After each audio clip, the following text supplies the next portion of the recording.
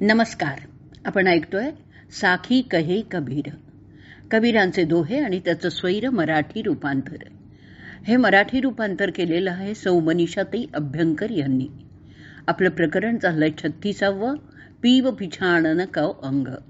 दोहे आज आपण घेणार आहोत 3 ते 5. भाग आपला चाललाय 222वा. प्रथम आपण तिसरा दोहा ऐकूयात. भोले भूले खसम कर, बहुत किया विभचार, सतगुरु गुरु बताया, पूरबिला भरता. भोले भूले खसम कर, बहुत किया विभचार, सतगुरु गुरु बताया, पूरबिला भरता. कठीण शब्दांचा अर्थ ऐकूयात. भोलई, भोलई म्हणजे अज्ञानी आत्मा. पुरबीला, भरतार म्हणजे पूर्वीचा पती, मूळ पुरुष. खसम, खसम म्हणजे पती. दोह्याचा अर्थ ऐकूयात. कबीर सांगतात की आत्मा मायेच्या भ्रमात सापडल्यामुळे आपल्या वास्तविक स्वामीला विसरलेला आहे आणि खूपच अनाचारही केलेला आहे. जेव्हा सद्गुरूंनी मार्ग दाखवला तेव्हा त्याने पूर्वपती प्राप्त करून घेतला. कबीर निर्गुणाचे साधक आहेत, मधुरा भक्तीचे ते उपासक आहेत, परंतु सुफी संत आणि त्यांच्यात फरक आहे. सुफी संत परमात्म्यालाच पत्नी मानतात आणि आत्म्याला पती मानतात. उलट हिंदू विचारसरणीप्रमाणे कबीर आत्म्याला पत्नी आणि परमात्म्याला पती मानतात. साधक सर्वात समावेश असलेल्या त्या परमतत्वाची ओळख करून घेतच नाही. मग अनेक प्रकारच्या मूर्ती तो मानत राहतो. कधी गणपती, कधी दुर्गा, कधी पांडुरंग, तर कधी राम, असं त्याचं उपास्य दैवत सतत बदलत राहतं. कबीर सांगतात की असं वागणं हे एखाद्या व्यभिचारिणीप्रमाणे आहे. ती जशी आपला पती सोडून इतर पुरुषांचा आधार घेते तशीच अशा भक्तांची स्थिती असते. कबीर अशा भक्तांना जागृत करतायत आणि निर्गुणाचा मार्ग त्यांना दाखवतायत.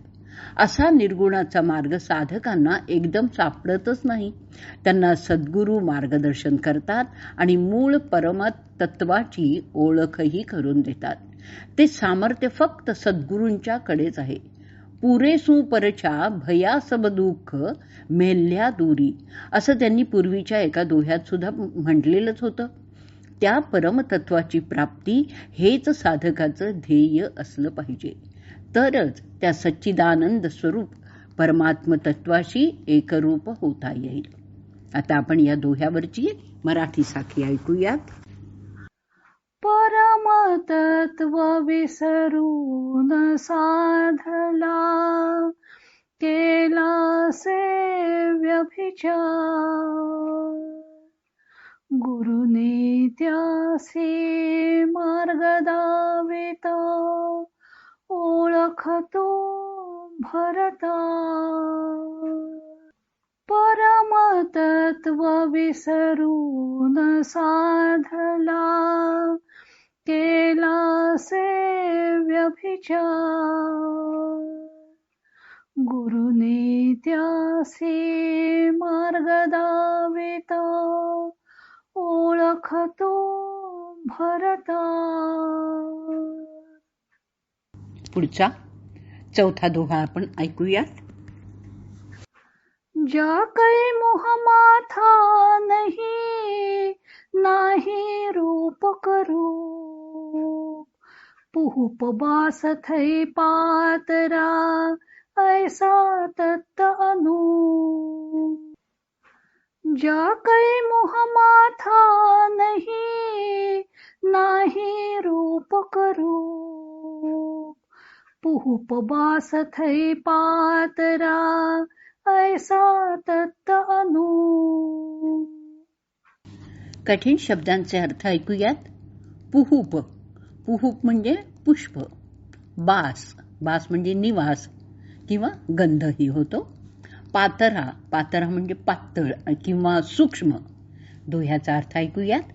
त्या परमपुरुषाला मुख नाही, मस्तक नाही, त्याला रूप नाही किंवा ते रूपरहितही नाही आहे. जे ब्रह्म मुखविहीन, मस्तकरहित, रूप आणि स्वरूपाच्या पलीकडे आणि फुलातील सुगंधापेक्षाही विरळ आहे, असं ते परमतत्व आहे. कबीर त्या परब्रह्माचं वर्णन करतात. ते परब्रह्म सगुण साकार नाही, त्याला मुख किंवा मस्तक यांची कल्पनाही करता येणार नाही. त्याला वेगळं असं रूप नाहीये, रूप नाही पण म्हणून ते रूपरहितही नाहीये. ब्रह्मांडातील सर्व स्थूल वस्तू ही त्याचीच रूपं आहेत, पण म्हणून ते स्थूलही नाहीये, ते इंद्रिय गोचरही नाहीये. फुलात जसा सुगंध सूक्ष्म असतो आणि तो घ्राणेंद्रियांना फक्त जाणवतो पण दाखवता येत नाही, तसंच ब्रह्म हे सूक्ष्मच आहे. आता आपण या दोह्यावरची मराठी साखी ऐकूयात.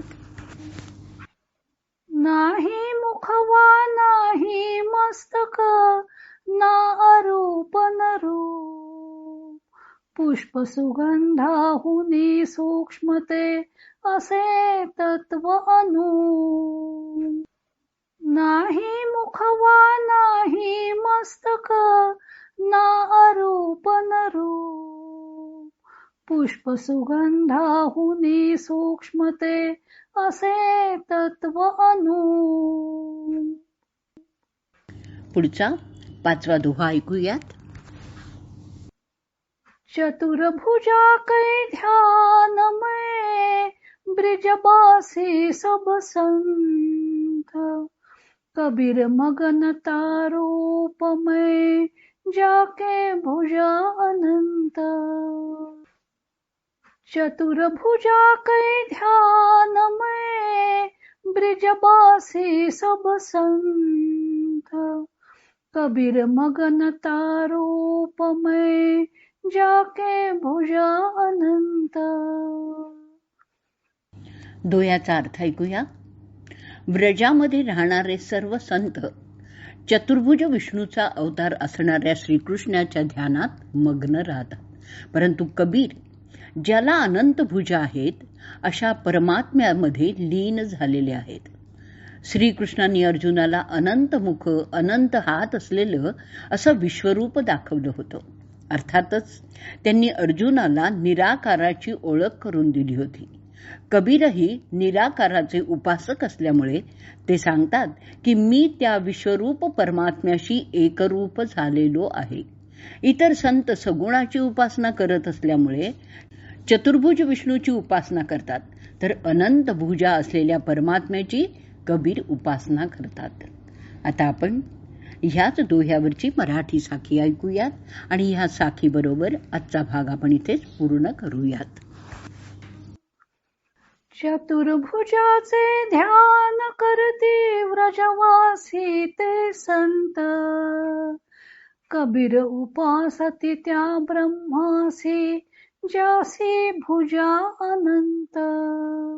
चतुर्भुजाचे ध्यान करती व्रजवासी ते संत.